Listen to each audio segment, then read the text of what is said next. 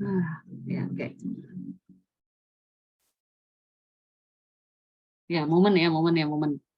Jadi momen ada dua, momen origin sama satu lagi nanti yang nggak pakai petik itu adalah momen rata-rata. Jadi yang pertama momen origin nih, pakai petik mu r itu adalah ekspektasi dari si x pangkat r, tinggal sigma ganti integral gitu ya. Jadi x pangkat r. Jadi yang kita ekspektasikan adalah x pangkat r, maka itu disebut sebagai momen r origin. Ketika r-nya diganti 1, maka kita jadi momen origin pertama. Momen origin pertama ini adalah biasa kita nggak pakai 1 dan nggak pakai petik, cukup tulis mu aja, maka itu adalah rata-rata dari distribusi. Jadi bukan rata-rata data ya, tapi rata-rata dari distribusi ke x, distribusi variabel acak x. Gitu ya. Jadi momen origin pertama atau momen asal pertama itu biasanya disebut sebagai rata-rata distribusi ke x. Distribusi variabel acak x. Nah, kemudian nanti teorinya teman-teman udah lihat juga di video ya. Nah, terus di sini ada momen yang kedua. Kalau tadi momen origin atau momen asal ke R, sekarang momen rata-rata ke R. Jadi simbolnya mu R tanpa petik ya. Jadi rata-rata tanpa petik. Kalau tadi mu R asal itu adalah ekspektasi dari X pangkat R, gitu ya. Maka si mu R biasa ini adalah ekspektasi dari X min mu pangkat R. Jadi tinggal diganti X min mu pangkat R.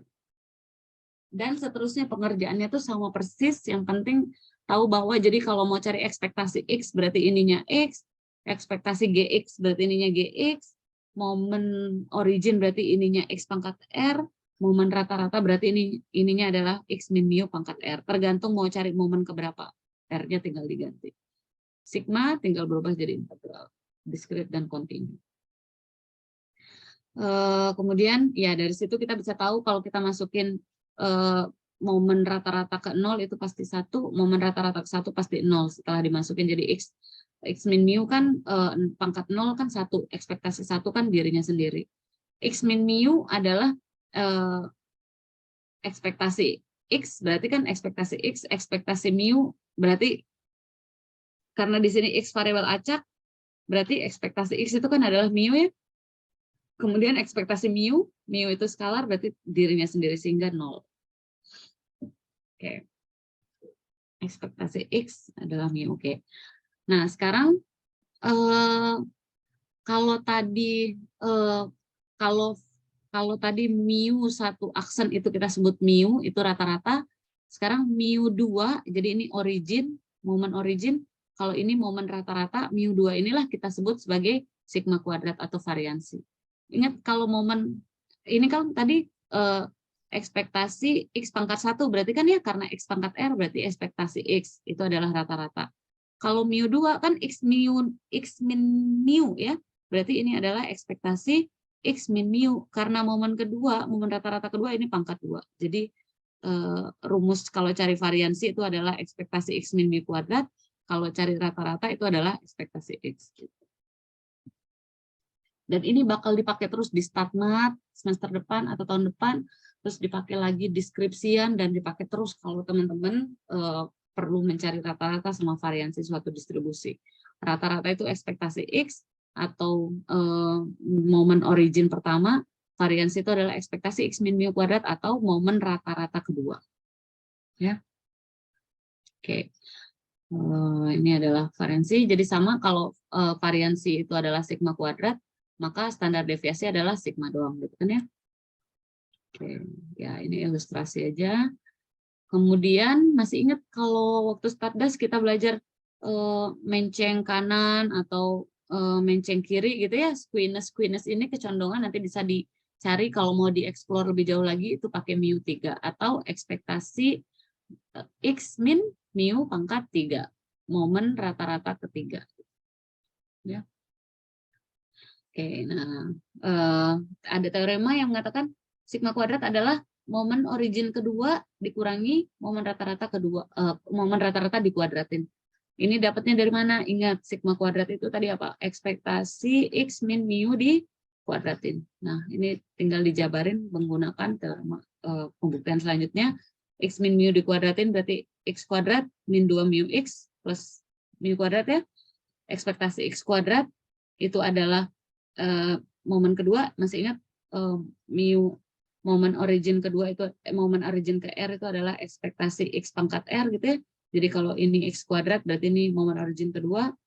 Terus 2 mu kali ekspektasi X itu adalah mu, sehingga ini 2 mu kuadrat. Ekspektasi mu kuadrat kan skalar bukan variabel acak ya, jadi boleh keluar sehingga jadilah mu kuadrat. Ini min 2 mu kuadrat ditambah mu kuadrat kan adalah min 1 mu kuadrat. Ya, jadi kalau mau cari varian itu boleh pakai mana tadi? Boleh pakai ini ya, atau boleh langsung pakai momennya. Ya, variansi. Ya ini contoh yang tadi dadu yang 1/6 peluangnya kita mau cari variansinya. Berarti kan kita tinggal cari, ingat variansi itu adalah momen kedua origin kuadrat dikurangi mu kuadrat ya. Terus berarti yang pertama kita cari itu adalah kita butuh mu ya. Jadi mu itu adalah ekspektasi X gitu ya. Sehingga ekspektasi X itu kan adalah sigma X kali Fx. Nah, kemudian yang kedua kita cari juga momen origin kedua itu kan adalah ekspektasi X kuadrat. Udah, berarti ekspektasi X pangkat R kan kita tahu dia adalah X pangkat R kali Fx. Berarti tinggal dimasukin. Sehingga dapatlah variansinya adalah ini dikurangi ini. 35/12. Ya. Oke. Oke, masih contoh yang tadi lagi. Tadi kan baru nyari ekspektasi X-nya ya di contoh sebelumnya. Sekarang mau cari standar deviasi. Berarti kita harus, ini adalah sigma ya. Sebelum nyari sigma berarti harus cari dulu akar sigma kuadratnya ya, baru diakarin. Berarti dengan cara yang sama, intinya kan kita mau cari apa namanya variansi ya. Nah, berarti sekarang teman-teman cari dulu ekspektasi X-nya kayak biasa. Ini pakai cara yang tadi ya, kita udah dapat ini ya, ekspektasi, pakai waktu materi ekspektasi. Terus habis itu kita butuh ekspektasi X kuadratnya atau momen origin kedua. Ekspektasi X kuadrat berarti tinggal diganti X kuadratnya. Tadi kan Fx-nya dia adalah 4/pi 1 plus X kuadrat ya. 4pi-nya ini keluar ke sini, berarti sisanya tinggal X tambah X kuadrat gitu ya. Nah, terus habis itu, nah ini nih, teman-teman udah coba belum? Nanti silakan dicoba gitu ya. Ini coba 1 gitu ya. Coba 1, nanti silakan dicoba penurunannya sehingga mendapatkan hasil integral ini adalah seperti ini gitu ya.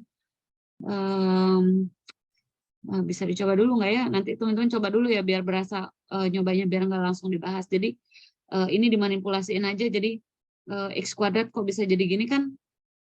Gimana? Tinggal dibuat samain penyebut gitu ya? Atau di mana sih? Oh ya, ini cuma dikeluarin aja X kuadratnya sehingga 1 ini berasal dari 1 plus X kuadrat dibagi 1 plus X kuadrat, 1 plus X kuadrat bagi 1 plus X kuadrat gitu.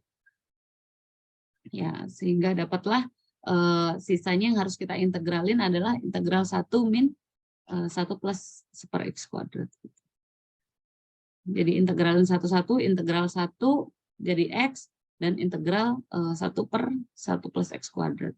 Jadi dengan memisalkan, jadi X-nya adalah tan X, berarti kita punya 1 per integral 1 per 1 plus tan kuadrat X karena kuadrat gitu ya. Nah, berarti kalau X-nya adalah tan X, berarti dx-nya adalah sekant, turunan tan kan sekant kuadrat, dan seterusnya ya. Mohon dicoba, kalau misalnya stuck, tolong segera kasih tahu. Kalau aman, berarti ini akan menjadi apa namanya yang harus diupload tugas 1 sebagai syarat masuk UTS. Ya UTS. Oke. Ya, kemudian kalau udah dapat momen origin kedua sama momen sama ekspektasi X, berarti kan tinggal variansinya adalah momen origin kedua dikurangi ekspektasi X-nya dikuadratin. Ini baru variansi, berarti standar deviasi tinggal di akarnya dari yang ini gitu ya. Akarnya adalah 0,28. Oke, masih aman ya. Nah, kemudian ada teorema tadi. Nah, ini ada agak beda sedikit kalau ekspektasi X dengan variansi. Jadi kalau kita punya ekspektasi konstan, itu adalah dirinya sendiri. Ya, tapi kalau varian dari konstan, itu adalah 0. Jadi nggak ada. Terus kalau kita punya ekspektasi dari AX, A ini konstan, X-nya variabel acak, berarti ini kan A ekspektasi X gitu ya. Nah, tapi kalau varian agak beda dikit. Varian dari AX itu adalah A-nya ini kan varian tuh kuadrat ya. Jadi A kuadrat varian X gitu. Jadi dia keluarnya jadi kuadrat. Keluar dari varian dia jadi kuadrat. Keluar jadi dari ekspektasi tetap dirinya sendiri. Ya, sehingga kalau saya punya ekspektasi AX plus B, ini kan berarti tadi A ekspektasi X plus B ya. Kalau di varian berarti varian AX plus B itu adalah A kuadrat varian X, karena B-nya 0. Ya, di mana varian X-nya itu adalah sigma kuadrat. Ya, oke, tadi oke. Nah, masuk ke teorema Chebyshev ini sedikit aja. Kalau Chebyshev itu sebenarnya kita mau lihat, sebenarnya kita mau ngelihat selang gitu ya. Jadi teman-teman masih ingat kalau kita punya distribusi gini ya, kurva. Kok nggak gini sih? Gimana sih? Susah pakai pulpennya. Kita punya kurva kayak gini. Nah, gini ya. Maka ini adalah rata-rata kan ya, ini mu. Nah, terus jarak dari mu ke titik belok, ini titik beloknya, titik belok kurva, ini adalah sepanjang sigma kan ya, sepanjang sigma. Maka ke kanan karena sepanjang sigma berarti ini mu plus sigma, ke kiri dikurangi sigma berarti mu kurangi sigma gitu ya. Nah, teman-teman masih ingat kalau absolut kayak gini gimana? Kalau kita punya mutlak dari A kurang dari X gitu ya. Kok balik mutlak X. Kita punya mutlak X itu kurang dari A, maka ini adalah minus A kurang dari X kurang dari A kan ya. Sedangkan sebaliknya kalau mutlak X itu lebih dari A, maka ini artinya berarti X-nya itu lebih dari A atau X-nya kurang dari minus A gitu kan ya. Nah, sekarang kita punyanya ini mutlak X-nya kurang dari K sigma gitu. Berarti ini kan artinya batasnya sebenarnya kita mau cari berapa sih peluang dari si minus K sigma minus A plus A gitu ya. Minus K sigma kurang dari X min mu kurang dari K sigma. Kita mau ngecek dengan teorema Chebyshev ini mengatakan bahwa bahwa peluang dari X min mu itu ada di antara batas ini dan batas ini, itu pasti lebih dari 1 min 1 per K kuadrat, di mana K itu adalah suatu konstan. Udah, teorema Chebyshev itu cuma mau bilang kayak gitu. Jadi mau ngecek peluangnya ini tuh dengan teorema Chebyshev diyakinkan bahwa kalau saya mau cari kayak gini, maka peluangnya itu pasti lebih dari 1 min K kuadrat. Nah, sekarang kalau kita mau cuman punya mu aja, ini kan mu ya. Jadi kalau kita mau cari mu berarti gimana? Berarti kita punya peluang mu-nya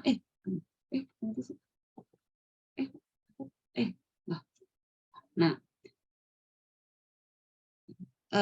sekarang kita kalau mau cari peluangnya si variabel acak X, berarti kan ya ada di antara mu-nya ini pindah, bukan pindah, semuanya sama-sama dijumlahkan dengan mu, berarti jadinya mu plus mu dikurangi gitu ya.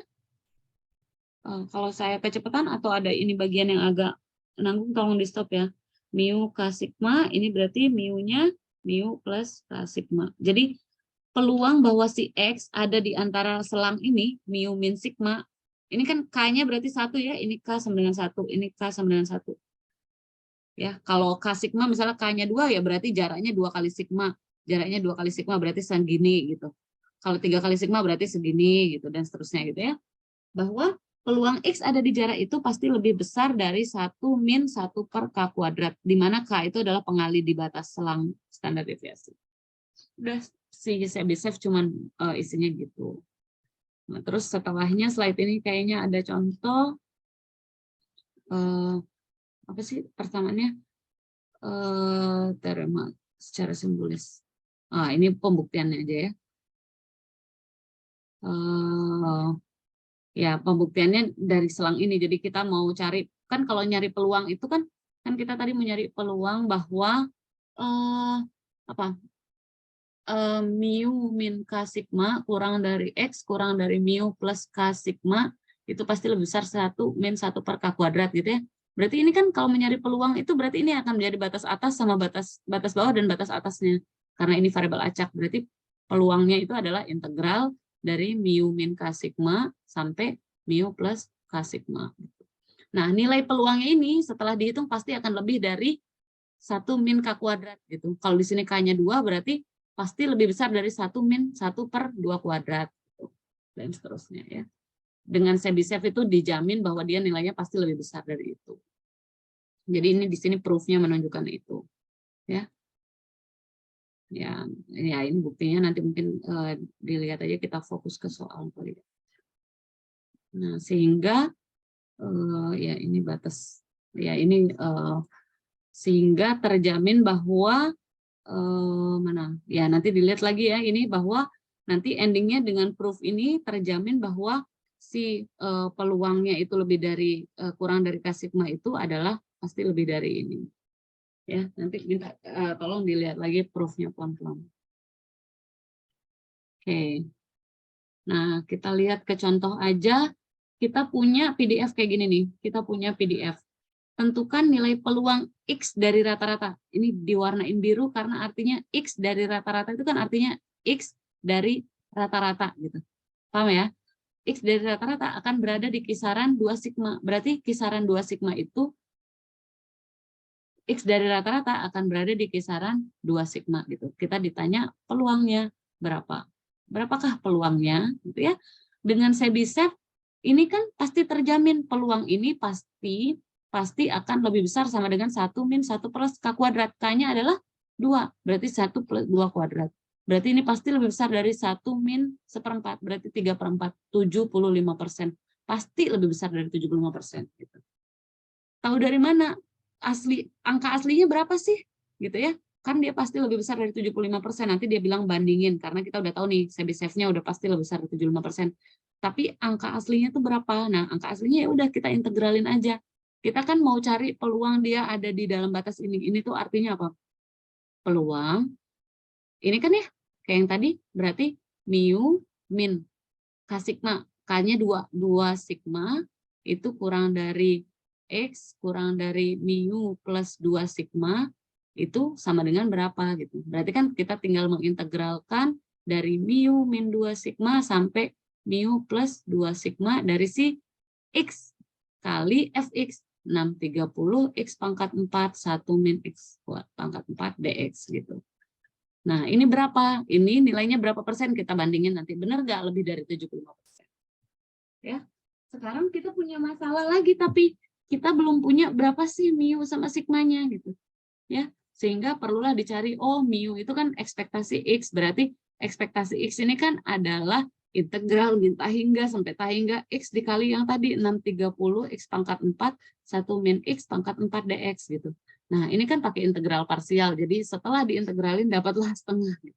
Nah, tolong ini dicoba, ini akan menjadi tugas kedua yang harus selesai jadi syarat masuk UTS gitu ya. Sekalian untuk latihannya tapi harus diselesaikan. Ini kan integral parsial gitu ya.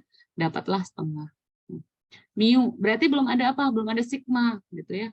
Mau cari sigma nih, berarti butuh cari mu dulu. Nah, ini kan adalah ekspektasi X pangkat 2 ya, berarti lagi integral X kuadrat kali 630 X pangkat 4, 1 min X dipangkatin 4 dx gitu.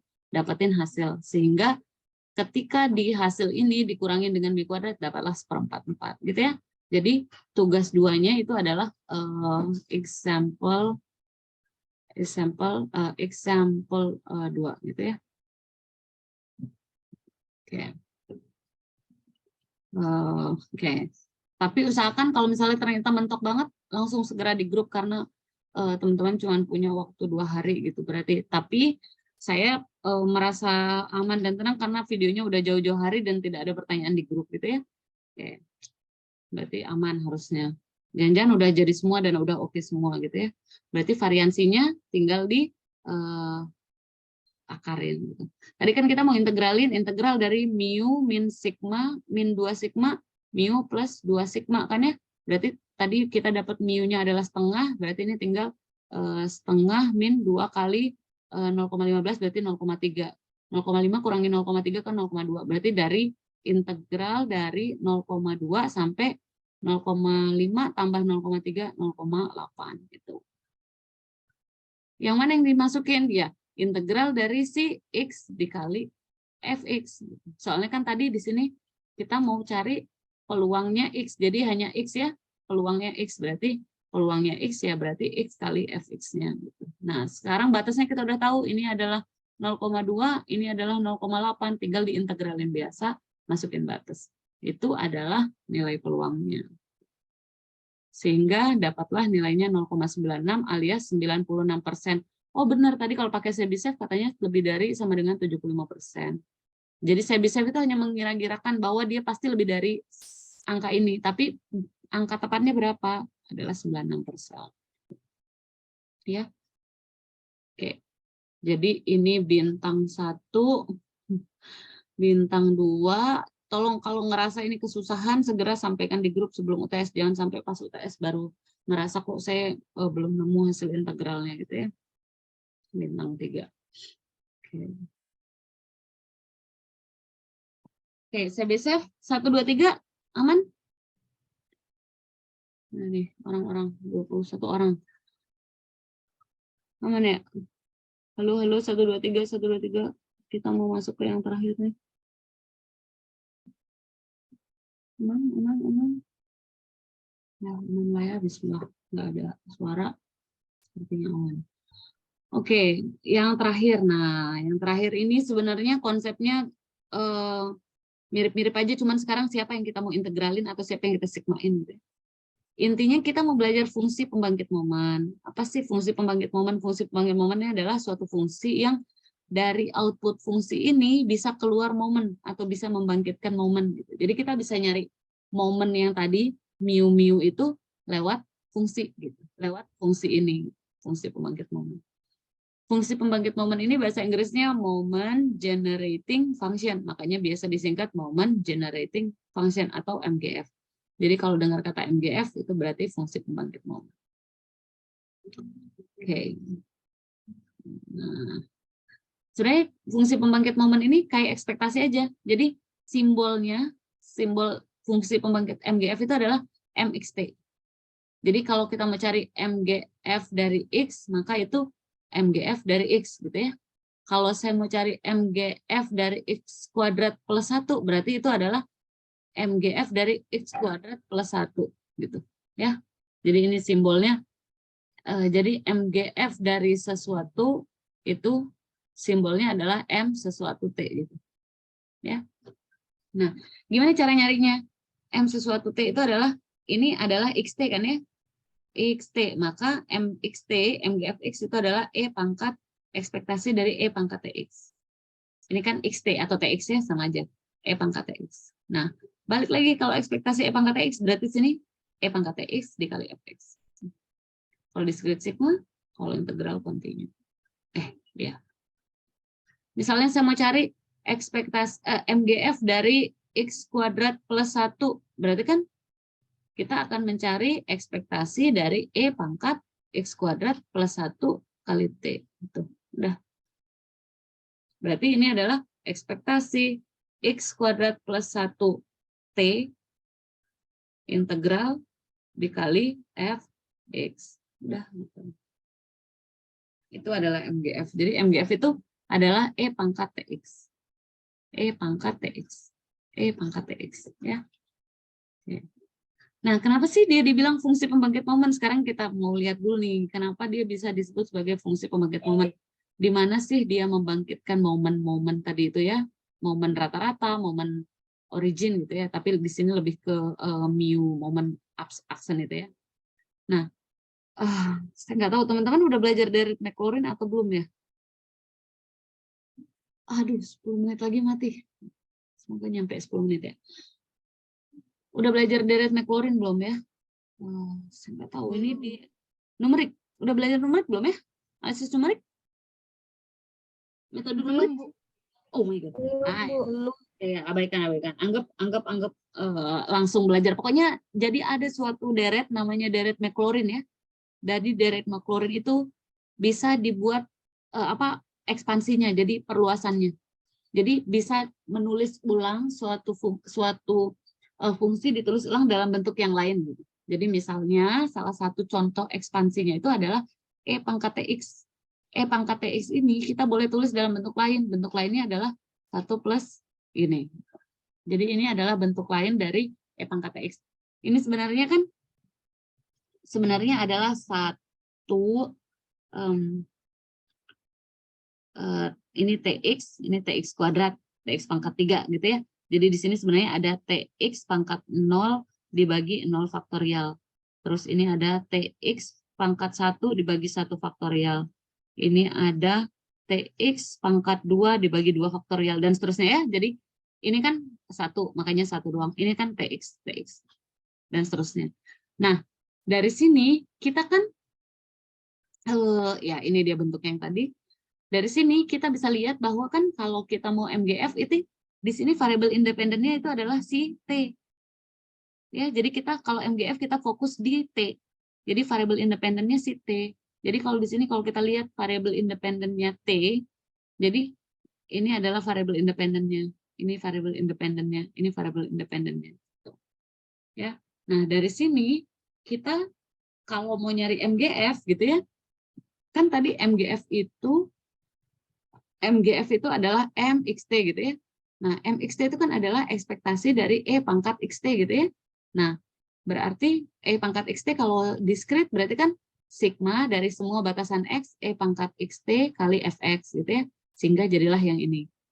Di sini. Jadi kali Fx, ini adalah E pangkat XT. Nah, E pangkat XT tadi kan pakai perluasan atau ekspansinya Maclaurin series, deret Maclaurin bisa ditulis dalam bentuk ini gitu. Nah, sehingga sigma dari E pangkat XT Fx. Sekarang kalau kita jabarin, berarti 1 Fx ini ada Fx ya, Fx kali 1 jadilah Fx. T Fx, berarti ini T Fx. Nah, sigma yang kita punya ini kan sigma X ya, sehingga si T ini boleh keluar dari sigma. Si T dan 2 boleh keluar dari sigma, dan seterusnya. Jadi ada ini, ada di sini ada 1, ada T kuadrat per 2 faktorial, dan seterusnya sampai T pangkat R per R faktorial. Nah, sekarang teman-teman lihat, di sini kan kita punya X pangkat R, X kuadrat, ini X, ini Fx. Nah, sebenarnya apa sih ini? Ini kan sebenarnya adalah moment origin kan ya. Jadi ini adalah ekspektasi X, ini adalah ekspektasi X kuadrat, ini adalah ekspektasi X pangkat R. Ini kan momen origin, sehingga bisa ditulis mu R, mu R, mu R. Ya. Nah, sekarang berarti dari sini kita bisa lihat bahwa, oh berarti si T ini dia punya koefisien. Jadi koefisiennya adalah si momen-momen ini. Makanya dibilang dia MGF ini adalah fungsi yang bisa membangkitkan momen. Jadi kalau nanti teman-teman ketemu nilai MGF itu kayak keluar hasil T kuadrat gini ya. Nah, apapun yang ada di depannya yang menjadi koefisiennya, maka itu adalah nilai momennya. Jadi ini nilai momen pertamanya 0, momen keduanya adalah mu, momen ketiganya adalah ini, dan seterusnya. Ingat, momen yang kita bahas adalah momen origin ya, yang pakai petik. Ya, momen origin. Ini ada bentuk lain selain E pangkat X, ada juga 1 per 1 min X, itu bisa dijabarin. Daripada saya nulis gini, saya juga bisa nulis dia jadi kayak gini. Karena kita mau membuat dia jadi momen-momen kan ya, sehingga kita butuh bentuk yang